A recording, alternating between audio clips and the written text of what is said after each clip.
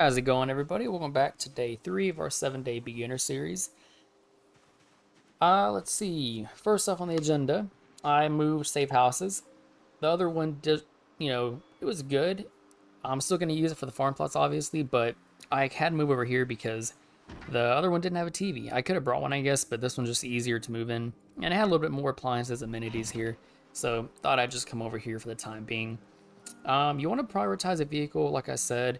If you don't already have one, it's getting close to helicopter event on day 7, 6, or 7, so you want to try and get a vehicle. I went ahead and got a water dispenser. These are really good. You have clean water all the time. You want to really try and get them before the water goes off so that you can fill the bottles up with clean water. You don't have to actually collect it. I went ahead and got the carpentry, life and living done. We're almost at level 3. Obviously, just for you want to get the rain collectors, different types of barricades, and just composters, things to actually take care of your safe house. If you're actually wanting to stay here, if not, that's fine. But like I said, you really want to prioritize a 12 p.m. carpentry.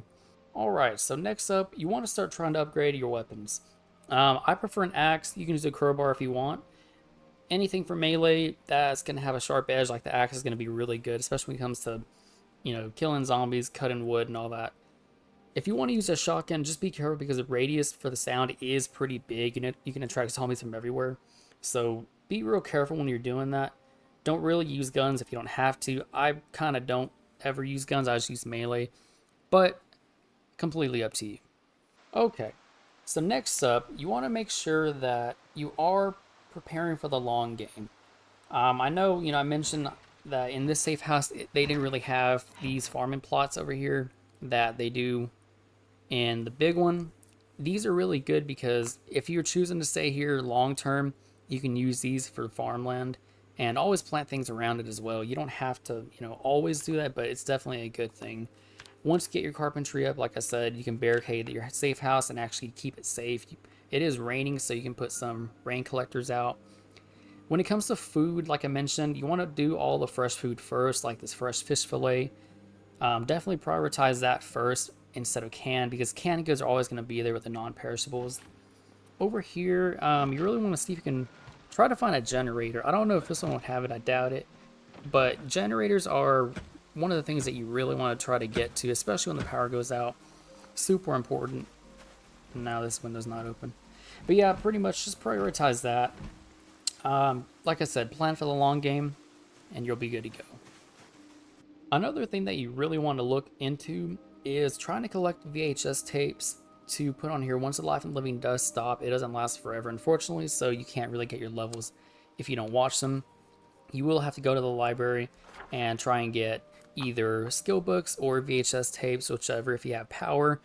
I think the library is over here. The school, maybe. I think the library is over here on the top. Yeah, I'm pretty sure up here on the top.